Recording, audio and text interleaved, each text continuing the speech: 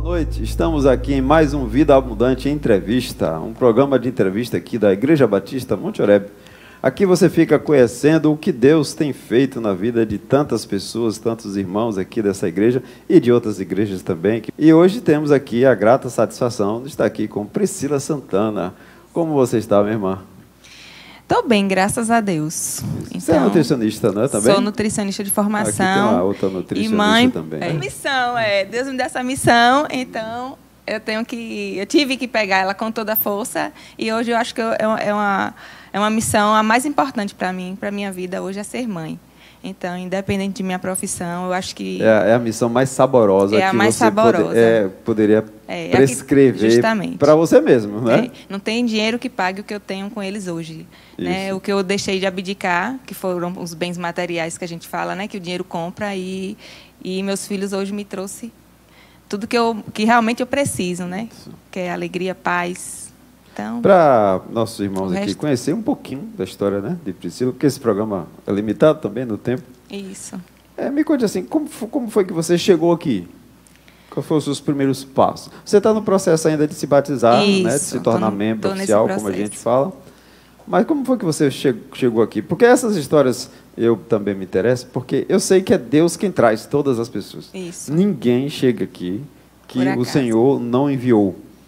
Porque é o próprio Jesus quem atrai. A Bíblia diz que quando eu for levantado no madeiro, atrairei todos a mim. Está escrito isso na palavra. Então, as pessoas que se convertem, é Jesus quem atrai. E ele usa situações tão diferentes na vida das pessoas. Eu nunca vi nenhuma se repetir. Cada um é muito específico, né? Como foi que você foi atraída, então, aqui a Monte Oreb? Bom, assim, minha família, eu cresci num berço católico, né? Então, minha mãe sempre foi católica, não de frequentar todos os domingos, mas, assim, era a igreja que ela tinha como referência, né? Então, assim, eu nunca tive esse contato com a igreja cristã, evangélica. Então, sempre fui vendo minha mãe falando daquela igreja católica, que fala, que prega... Mas só uma curiosidade. Você nunca teve contato com a igreja cristã evangélica? Mas você tinha contato com a Bíblia? Tinha. Lia a Bíblia? Tinha interesse de ler. Mas aí, ao conhecer o meu esposo, né, e a família dele praticamente todas são evangélicas, né, não da mesma igreja, mas todas conhecem a Bíblia e sabem da importância de Deus na vida delas, né? Então, eu vendo isso também, né? Isso me abriu os olhos para poder até eu ter interesse de conhecer, né? Então, assim, eu lembro que eu estava no salão e tinha uma pessoa conversando sobre essa igreja aqui. E aí eu sempre tinha ido em outras e tudo para assistir os cultos, mas nada me deixou tão confortável e tão acolhida como eu senti no dia que eu vim para cá. Entendeu? Então, eu disse assim, não, eu acho que eu estou sentindo uma coisa diferente aqui.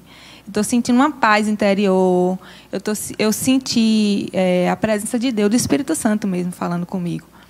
Então, assim, eu já vinha buscando algumas igrejas, e realmente eu percebi que aqui eu senti algo diferente, né? E aí eu estava no salão, e quem me falou dessa igreja foi até uma irmã daqui da igreja, que é Viviane. Né? Tá a Viviane e a mãe comentando. Eu falei, Vivi, qual é a igreja que você frequenta mesmo? Ela é Monte Oreb. Eu falei, eu vou fazer uma visita a Monte Oreb. E aí comecei a visitar, comecei a vir aqui, frequentar as missas, os cultos, nas quartas-feiras e aos domingos. E aí, nisso, eu conheci Jamile, e fui para o discipulado. Isso. Fiz alguns estudos com Jamile. E aí foi quando eu comecei a ter mais contato, né, com o Espírito Santo, conhecer mais a palavra. Porque até então eu pegava a Bíblia, lia, mas às vezes não conseguia entender o que ela realmente queria me dizer. Então, com o discipulado, eu comecei a abrir os horizontes. Né? Ela começou a falar, a explicar cada trecho. Então, isso foi me dando mais interesse de buscar. E aí, em uma certa noite, né, de um culto aqui, você fez uma pregação, e essa pregação me marcou muito. Né? Então, assim, eu digo que eu senti realmente a presença do Espírito Santo falando comigo, que foi quando você falou sobre a passagem de Davi, né? Das lutas que ele passou e às vezes ninguém acreditava nele por ele ser tão, né, pequeno diante de Golias, que era um gigante. E que ele, como ele ia derrotar Golias, né? Ele ser tão pequeno, como ele ia derrotar? Mas a força dele era maior do que qualquer outra, do que qualquer batalhão que fosse ali lutar com Golias. E aí você comentando falou, e você que está aqui hoje, né? Você irá passar por muitas lutas, né? Você vai passar por muitas provações. E isso me veio assim no fundo do meu coração. Me veio assim aquela sensação como se realmente a palavra fosse para mim. E naquele momento eu não estava passando por nada muito assim, né, que me fizesse pensar e parar e não, será que é comigo? Não, mas veio. E eu peguei aquela palavra e guardei no meu coração. Então, a partir daquele dia, eu digo, meu Deus, Deus está falando comigo ali, o Espírito Santo está falando comigo. E eu tenho que pegar essa palavra e colocar dentro de mim e levar ela para a minha vida, que eu tenho que ser sempre forte e corajosa, como foi Davi. Então, ao decorrer desse tempo, né, Jamile estava até do meu lado, ela pode até confirmar depois, que ela falou, Pri, essa palavra está sendo para você mesmo. Eu falei, está sendo para mim, é tanto que eu me debrucei em lágrimas, porque foi uma coisa tão, tão gostosa que eu senti no meu coração, né, que diante de tudo que você falou, que ia passar por dificuldades, mas nada daquilo me deu aquele medo. Eu tinha certeza que Deus estava comigo. Então, assim, eu só tinha a Luísa, né, que foi minha primeira filha, e logo depois de um ano e meio a 2, eu engravidei do segundo filho, que é o Arthur. E aí, como você já sabe da história, né, ele foi até me visitar no hospital. E isso eu agradeço muito, né, como agradeço a Deus e a você agora nesse momento, que foi um momento difícil para mim e que eu encarei, né, sempre buscando o Senhor. Então, quando eu engravidei, eu não sabia que eu tinha eu estava com algum problema na gestação, né? Eu fiz os exames e tudo, estava tudo normal. E até que a minha médica, que foi a primeira de minha filha, me falou que eu estava com uma doença chamada placenta precreta, né? Que é quando o útero ele gruda na bexiga, a placenta gruda no útero. Então, o que aconteceu? Eu fui fazer alguns outros exames e ela disse, ao decorrer dos exames, você vai conseguindo a placenta voltar para o lugar. E aí não vai ter problema, está certo. Aí passou os meses, deu 7 meses, e a placenta do mesmo jeito. E aí, quando ela me pediu uma ressonância magnética, que foi quando eu fiz essa ressonância, né? Que até me perguntei, meu Deus, vou fazer uma ressonância, mas Deus está sempre no controle, porque quando falam em ressonância, né, a radiação é muito intensa. E eu estava gestante, tinha medo de acontecer algo com meu filho. Mas sempre pensando que Deus estava ali no controle de tudo. E aí eu lembrava sempre da passagem que você falou aqui de Davi, que eu não poderia nunca esquecer da fé, né, de Deus, que Deus sempre estaria comigo. Então, assim, naquele certo momento, eu fui fazer a ressonância e aí a placenta já estava grudada, muito aderida ao meu útero. E aí a médica, não, a gente vai fazer durante o parto, vai fazer uma cirurgia e vai descolar a placenta do útero e vai ser tudo tranquilo. E aí, ao decorrer do tempo, chegando aos 9 meses, ela me pediu uma nova ressonância. E nessa ressonância já estava com a placenta grudada na bexiga também. Então, ela ultrapassou o útero e foi para a bexiga. E grudou lá. E aí, durante esse meu parto, ela falou para mim, Pri, eu sempre orava a Deus. Deus coloca sempre as pessoas corretas, os profissionais corretos para tomar frente de todo o procedimento. Porque tudo que hoje eu faço na minha vida, eu sempre falo e peço primeiramente a Deus. Sempre. Eu aprendi muito isso, graças a Deus. Que sempre Ele tem que estar na frente de tudo. Então, assim, a partir do momento que ela falou que eu precisava de um cirurgião, eu fiquei com medo. Porque ela falou, além dela ser obstetra, ela fazer o parto, eu ia precisar de um cirurgião. Aí eu falei, doutora, e agora? Ela disse, mas eu tenho uma pessoa muito competente. Eu falei, mas é competente, mas Deus vai estar agindo ali naquele momento. E foi o que aconteceu. Ela me apresentou um médico, Dr. Guilherme, que é uma pessoa de um coração imenso, né? que eu tenho muita gratidão a ele, a gente se fala até hoje. E eu sei que foi Deus que colocou, porque ele ia fazer a cirurgia para remoção da minha bexiga, né, da parte da minha bexiga. E aí, durante o parto e tal, ele falou para mim que, durante a minha internação para fazer o meu parto, ele foi no quarto e falou para mim: Pri, eu não vou conseguir fazer essa sua cirurgia. Isso a gente já tinha tudo certinho. Eu falei: ô, doutor, como assim? Ele: não vou fazer essa cirurgia porque eu tenho outras coisas, eu tenho um plantão hoje para dar. E assim, acho que ele estava meio que... Não sei se ele não temeroso, queria... Né? Eu senti que ele estava um pouco temeroso com a minha situação. E eu acho que ele não queria encarar ali, sabe? E aí a médica batia o pé que tinha que ser ele. E aí eu falei: doutor, e agora? Como vai ser outra pessoa? Ele: não, eu tenho um médico muito competente também que vai tomar frente. E eu orei a Deus. Então, dentro do quarto, eu levei minha Bíblia, orei muito a Deus, né? Pedi muito a Deus que Deus me levasse pelo melhor caminho, que eu sei que Ele ia fazer ali, naquele momento, e tomar a decisão certa, que era tudo Ele que estava tomando conta daquilo tudo ali. Não era eu, não era médico, não era ninguém. E isso, Ele falou para mim que não iria fazer. Então, isso me abalou um pouco, né? O segundo médico também não queria fazer? Não, o primeiro. Né?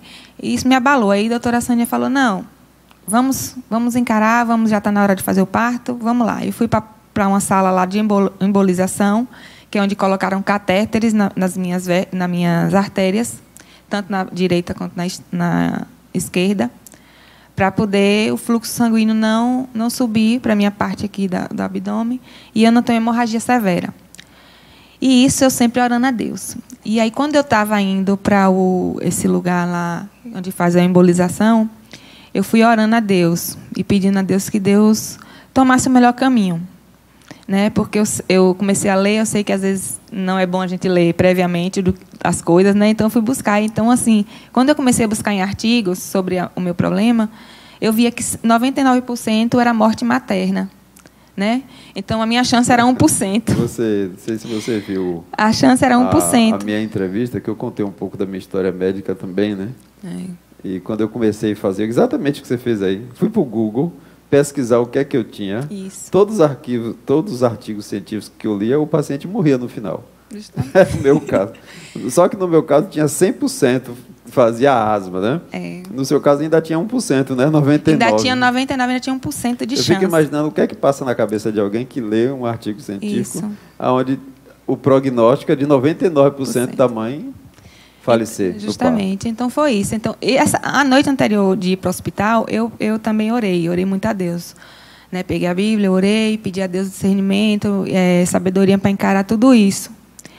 E aí ele me deu coragem, porque quando eu entrei, eu botei o pé no hospital, eu senti uma paz.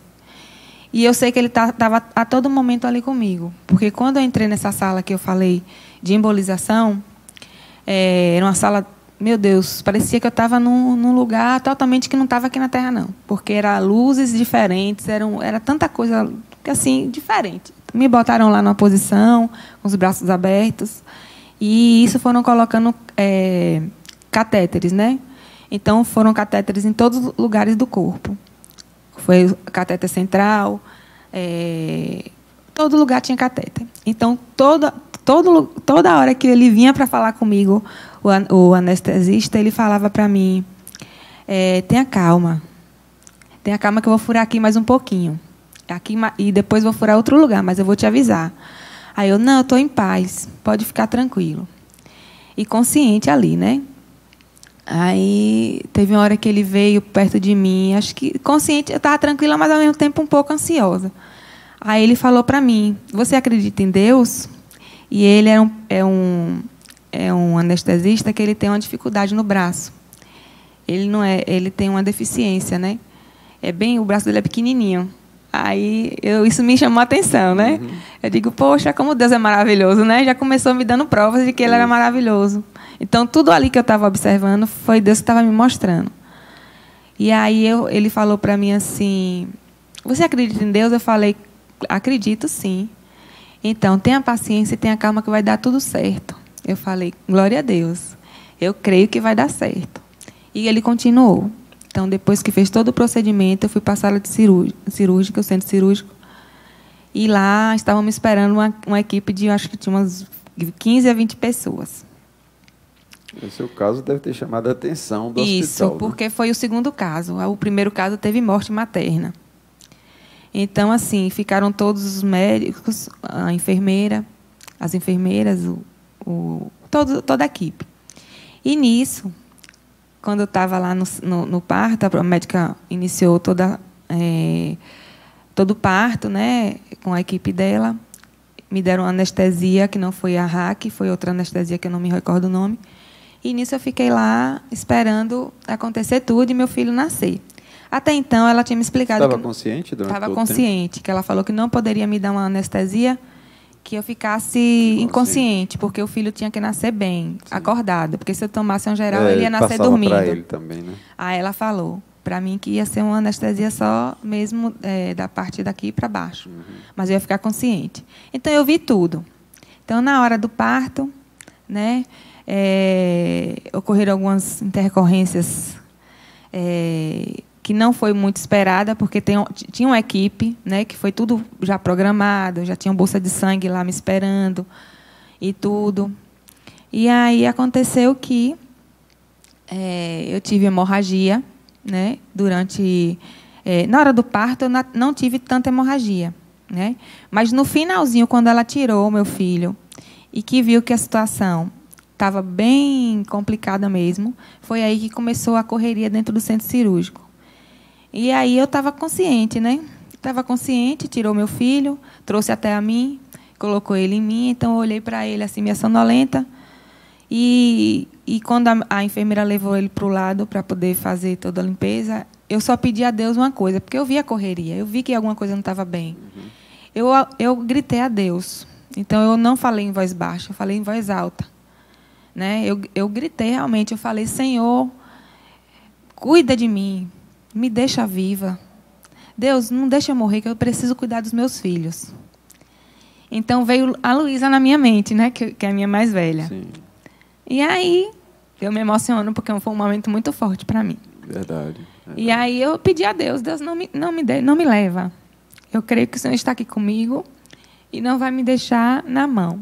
E eu creio que o Senhor está aqui. Então, não me deixa morrer. Então, depois disso, né, entrou o cirurgião, e o cirurgião foi o Dr. Guilherme, né, que foi o que disse que não ia fazer. Sim. Então, Deus tocou o coração dele, e foi ele mesmo que teve no momento lá da minha cirurgia. E aí, nisso ele tirou, né, teve que fazer a remoção do útero, né, porque foi uma cirurgia que eu deixasse e realmente via óbito. Uhum. Mas, na hora que eu estava muito desesperada, pedindo a Deus que Deus me iluminasse e que me deixasse viva, Deus enviou um anjo. Ou foi um anjo, é o Espírito Santo mesmo. Uhum. Deus me enviou um anjo e colocou a mão na minha cabeça, né? Olhou nos meus olhos e falou para mim, você confia em Deus? E eu falei, eu confio em Deus. Tenha calma. E eu, naquele momento que eu olhei para ele, me veio, como eu falei, me veio a vontade de ver minha filha. Me veio aquele amor, aquela vontade de ver. Eu olhei para ele assim, ele pegou aqui nos lados do meu rosto, botou o rosto em cima de mim, né, que eu estava deitada, e falou, você confia em Deus? Eu falei, eu confio em Deus. Então, tenha calma. Tenha calma. Vai dar tudo certo. Então, depois disso aí, não vi mais nada, né? Então, eles me deram alguma outra anestesia, né, geral, e dormi. E aí, depois só acordei já dentro da UTI. Não foi o anestesista que você reconheceria, né? Não foi o anestesista, não, porque não sei, na hora que eu estava gritando, pedindo a Deus para Deus me deixar viva, né, eles estavam muito no tumulto, correndo para um lado, era a bolsa de sangue de um lado, bolsa de sangue do outro. Você tem ideia de quantos litros de sangue você perdeu? Foram 8 bolsas. Eu tomei 8 bolsas. 8 bolsas de sangue. Então, é praticamente... Cada bolsa tem meio litro, talvez? Mais ou menos isso. É mais ou menos o seu sangue o meu sangue todo foi trocado.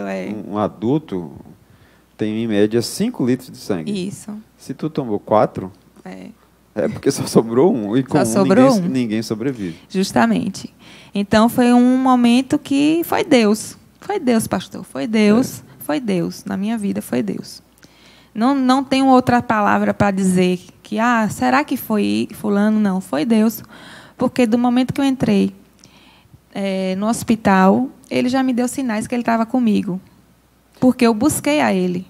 É como eu falo, a gente tem que buscar. É que a primeira experiência sua, numa mensagem aqui, foi de uma palavra para ser forte e corajosa. Forte e corajosa.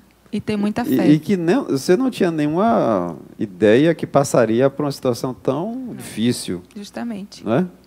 E você entendeu que aquela palavra era para você. A gente pensando assim, a palavra de Deus ela é tão viva e eficaz, né? E ela tem endereço certo. Porque você prega aqui para 100, 200, 300 pessoas, pelo YouTube a gente nem sabe mais. Justamente. E a gente não tem a menor ideia da luta que cada um passa. Mas Deus conhece individualmente cada luta, cada necessidade. O livro da Bíblia, o nome está lá escrito. Então Deus sabe de tudo que vai acontecer com cada ser humano. Cada ser humano. E não esquece de nada. E a Bíblia, lá em Jeremias 33:3, diz assim: clama a mim e responder-te-ei, e anunciar-te-ei coisas grandes e profundas que não conheces. No seu momento de luta, de dor, você clamou a Ele. E Deus respondeu ao seu clamor. Né? A gente vê o cuidado de Deus em todo o tempo da nossa vida. Eu falo que realmente foi porque foi algo sobrenatural, sabe? Então, assim, Deus não enviou pessoas, anjos, para me dizer o quanto ele é vivo e o quanto ele é presente na vida de cada um. Basta só a gente buscá-lo. E o que eu acho mais incrível disso, sabe o que é?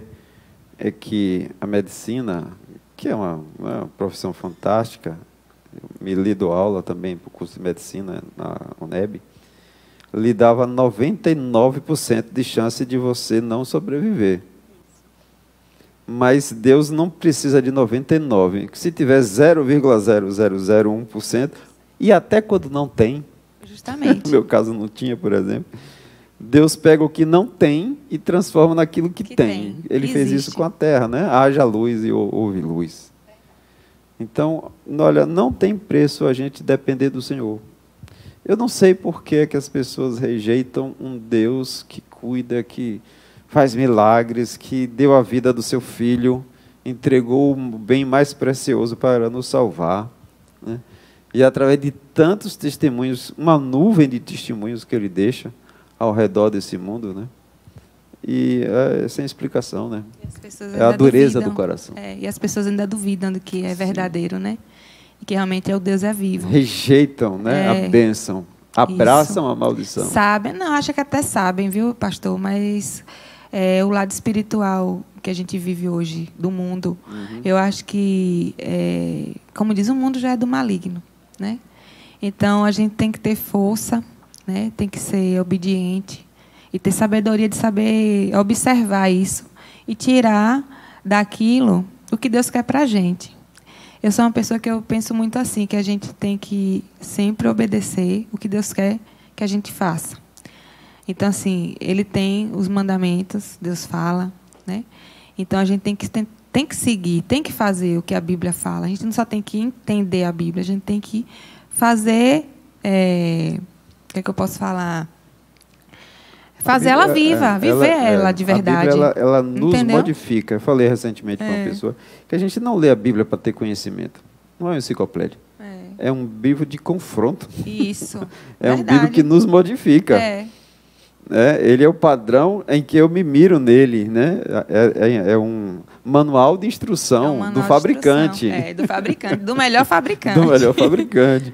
Quando a gente quer viver essa vida sem ler o manual de instrução, a gente acaba quebrando o brinquedo que Deus fez, né? Não é nem o brinquedo, a obra-prima de Deus, né? É verdade. E você tem uma outra história, né? Agora é recente também. Então, de outra continuando mais essa luta, né? Que foi a doença da minha mãe, que na época que eu estava grávida do Arthur, ela já estava com câncer de mama, né? Ela veio até aqui no dia que eu fiz o meu testemunho, que eu dei meu testemunho, ela veio.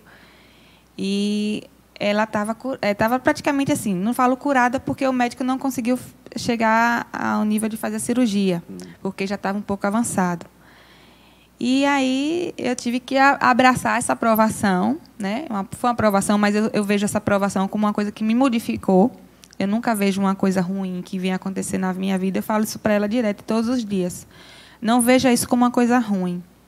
Veja como uma coisa que vai te modificar espiritualmente. Que a gente tem que abraçar as coisas ruins também e tirar delas o melhor, aproveitar da melhor forma, né? Olhar pelo lado sempre positivo.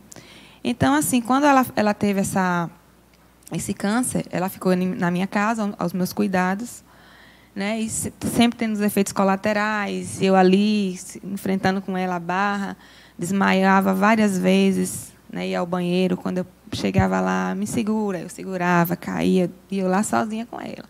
Minha irmã não poderia vir, mas meu irmão estava aqui também, dava o apoio, mas era assim, à frente sempre eu estava, né? E aquilo ali também foi uma luta muito grande.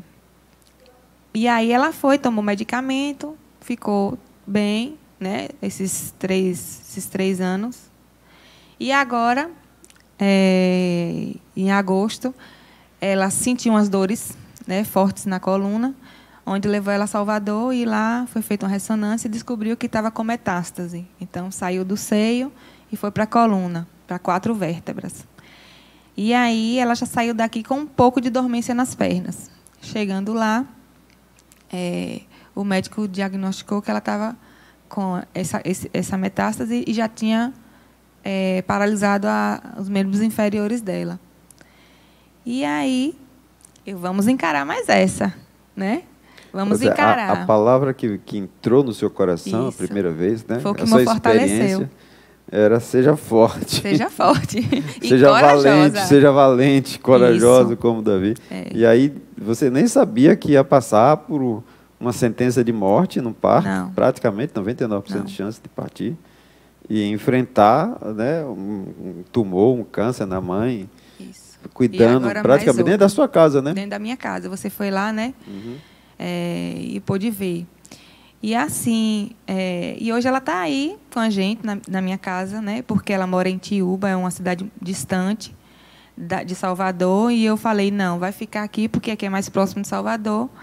Então, meu irmão também mora aqui, vamos fazer tudo com ela, mas médico, é tudo mais fácil. E assim, eu tento sempre passar positividade para ela e dizer o quanto Deus é grandioso na nossa vida, né? Mesmo dentro de casa, às vezes realmente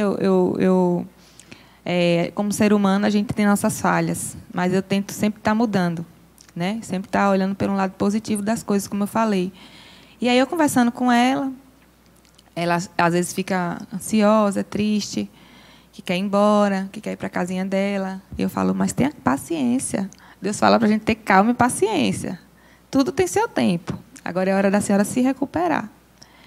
E aí, ela está aí, né? Eu fazendo tudo com ela, tendo apoio, mas a gente vai enfrentando, né? Está enfrentando da melhor forma possível.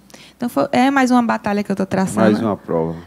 Mais uma prova e que... Davi, antes de derrotar Golias, derrotou um leão e o urso, né? Então. Ele parece que Deus nos prepara para as batalhas grandes, Isso. né?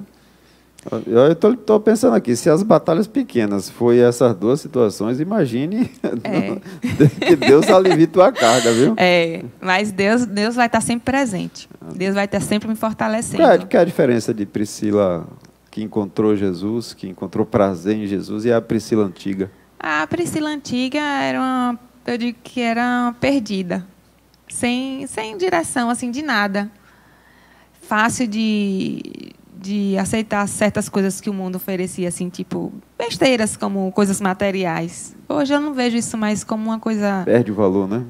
Não vejo. É por isso que eu digo... Se tiver bom, se não tiver, é bom também. Né? Tem gente que fala para mim assim, poxa, você é nutricionista, você se formou, passou 4 anos na faculdade, você abandonou. Eu falei, porque naquele momento eu vi que é um momento que eu tinha de cuidar da minha família, da minha filha e do meu marido. Porque eu trabalhava longe, trabalhava em Tiúba, e ele morava aqui em Serrinha, trabalhava aqui. E aí Deus já começou a me moldar a partir desse momento, dessas decisões que eu tive. né? Importante que o casal esteja sempre unido. Sempre unido. E assim, eu digo, amor, eu faço a minha parte e você faz a tua, porque Deus te dá suporte para isso. E Deus me dá o suporte também. Entendeu? Então, assim, dou tempo ao tempo. Deus é que vai dizer o tempo certo de eu voltar. Mas, nesse momento, eu dei a prioridade à minha família. E eu acho que é por isso que Deus, às vezes, vem me abençoando com tantas coisas. Porque tem coisas que a gente só vai descobrir lá na frente, né? A gente planta aqui e colhe lá na frente. Esse tempo de filho pequeno não volta atrás. Você pode ser nutricionista, advogado, médica, em qualquer época da vida. É, verdade. Eu tive alunos de odontologia que fizeram o curso depois de aposentado da Petrobras e entraram para a faculdade. Mas ser mãe de criança de 1 ano só tem aquele ano que no outro ano já não é mais. Já é o segundo ano. Então, cada ano é uma descoberta. Né? Às vezes eu fico assim, aí tem pessoas que falam, mas você não tem vontade de ter suas coisas, você não tem seu dinheiro, você não tem isso. Eu tenho um básico que eu preciso. Né? O que Deus me mostrou é que eu posso ter, mas eu tenho o básico que eu preciso. Eu não preciso ter mais do que isso. E hoje eu aprendi até com minha mãe, porque foi uma pessoa batalhadora demais. Trabalhou a vida inteira. Eu falo assim, pelo fato dela trabalhar e eu não ver tanto ela em casa, né? E mais trabalhando. Eu saía de manhã para ensinar, à tarde e à noite. Então, praticamente, eu ficava só, né, com meu pai.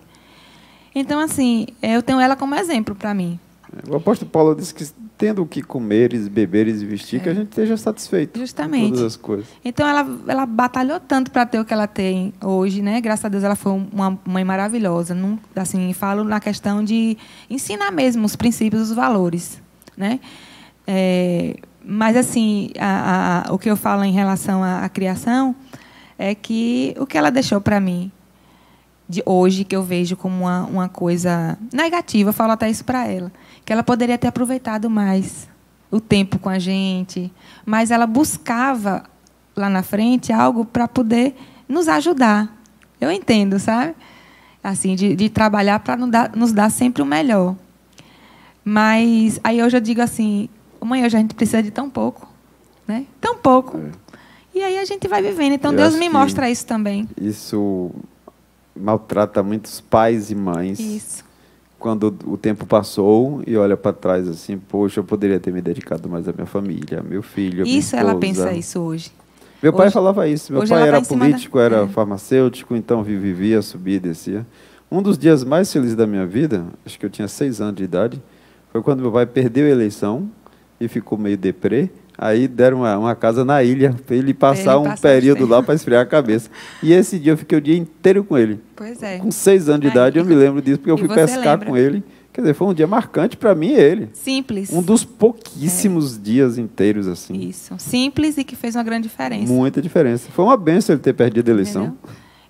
Mas é isso, tá vendo? É isso que eu falo. Às vezes a gente não precisa de muito. A presença hoje é essencial. E Deus fala muito isso, né? Que a família é o princípio de tudo. Então, hoje eu tento passar para meus filhos, né, que a importância da família, que é o que a gente tem de mais valor no mundo, é a família. Não tem bens materiais, não tem riqueza, não tem dinheiro, não tem nada. Porque a gente vê hoje em dia tantas pessoas aí, bem de vida, né, doutores ou políticos. Mas a família, né? Quando você olhar, está e a família destruída. Destruída por quê? Por falta de amor, falta de atenção. Eu vejo lá no centro de recuperação, né? Pessoas... Chegou um garoto, um homem já, estudante de direito, né? Filho de médico. Quando você olha assim, meu Deus, como é que está aqui? Justamente. Né? Significa desse que jeito. Não leu o manual de instrução. Então foi o quê? Isso, alguma falha que teve na criação. Não leu o manual de instrução, estragou a obra-prima. Justamente. Né?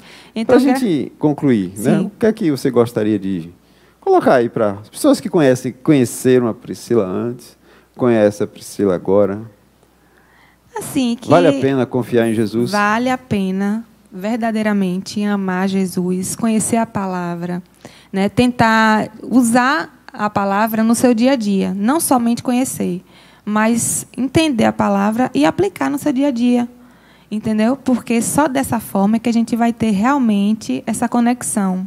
Que eu falo que é uma conexão.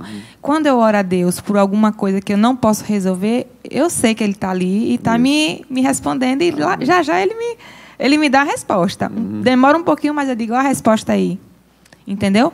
Mas isso aí é porque a gente tem que ter obediência, né? Eu sei que às vezes eu posso estar... Às vezes eu falo, eu me cobro isso em casa, viu? Meu Deus, eu tô aqui na igreja no domingo, eu tenho que estar lá. Mas eu sempre tô ligada nos seus vídeos, né? Na sua palavra diária, no grupo do WhatsApp, né? Do discipulado. E eu sei que Deus tem me chamado ultimamente, está me chamando num momento muito forte da minha vida. E eu acho que é justamente Deus vai por isso. Estreitar o relacionamento. Isso, vai estreitando o relacionamento. E eu estou sentindo isso dentro de mim. Sabe? Tem as coisas que vêm para poder, nos empecilhos, né? Que o inimigo coloca na nossa frente, para poder tirar, às vezes, a gente do foco. E eu tenho tem o batismo, e eu tenho, um ponto importante. Justamente. Entendeu? Então, eu sei disso. Eu sei disso. E eu estou querendo me estreitar ainda mais, porque eu sei o quanto eu estou fazendo a diferença da minha casa. Né? Quando minha mãe saiu para a cirurgia, rapidinho, aqui só para lembrar, que ela voltou, que o médico voltou para dar ao parecer, né, depois da cirurgia, ele falou, a cirurgia foi assim, assado. Eu me ajoelhei. Coisas que eu não fazia antes, entendeu? Eu não fazia, eu era um coração um pouco, assim, não era quebrantado. Então, assim, eu me ajoelhei e agradeci a Deus. E eu senti que todos que estavam ao meu redor me observou. Eu acho que até ficou com vontade de fazer a mesma coisa. Mas ficou assim, meio que com receio, porque aquelas coisas, né, que ainda aprende. E hoje eu estou mais aquebrantada. Eu não tenho mais vergonha de falar o que eu sinto, de fazer o que o meu Deus quer que eu faça. Então, eu me ajoelhei e agradeci a Deus. Ele estava na sala, lá no quarto. Então, ele observou. Eu falei, eu creio no Deus que eu vivo. Que eu sei que Ele está comigo. Deus já lhe deu provas e mais provas. E continua dando. Continua dando. Até dentro da minha família, com meu marido, né, com meus filhos. E aí a gente vai lutando, né? E colocando Deus sempre à frente de tudo. Amém. Que você é mais do que vencedora, né? Amém. Em Jesus nós somos mais que vencedores. Com certeza, isso mesmo. Pela palavra dele, pelo testemunho dele. Verdade. Obrigado. Amém.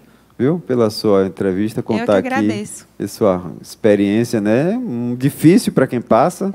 Né? Olhando assim para trás, eu me lembro quando eu cheguei lá no hospital, você estava verde, né? Não tinha sangue. Não tinha sangue. Deu sangue, acabou. Né? Isso mesmo. Mas Deus estava ali do seu lado. Verdade. E colocou os anjos dele guardando, lhe dando calma.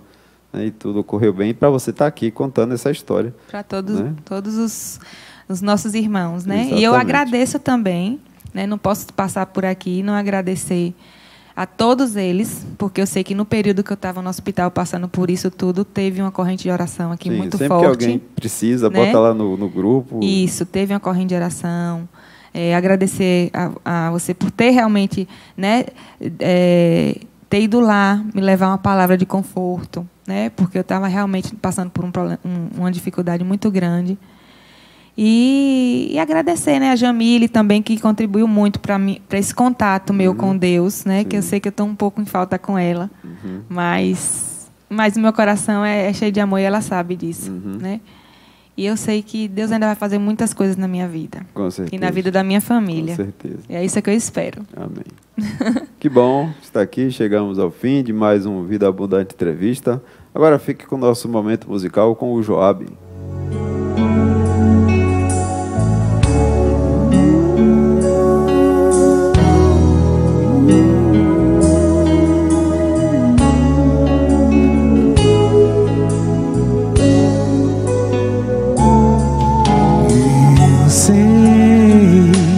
Alguém te machucou, talvez. É assim a gente nem prevê.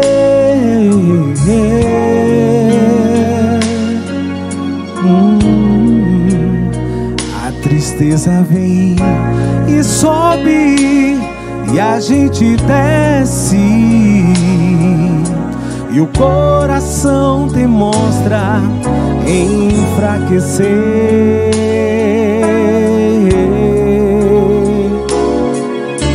Porém, tal como flores a se olhar, amizades para se perceber. Jesus quer que você o receba e aí perceba que só de amor na vida pode se viver. Oh, oh, você pode até pensar ser fantasia, coração remido limpo não vicia nas tristezas e amarguras do viver.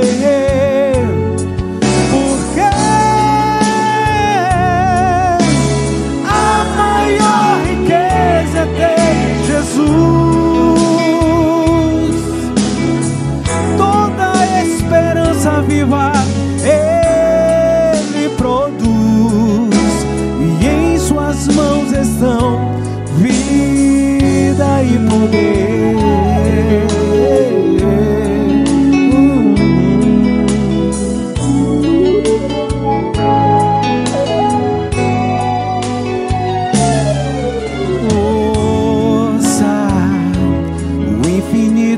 Diz pra crer que o amor é poder pra gente ter. Jesus quer que você o receba e aí perceba que só de amor na vida pode se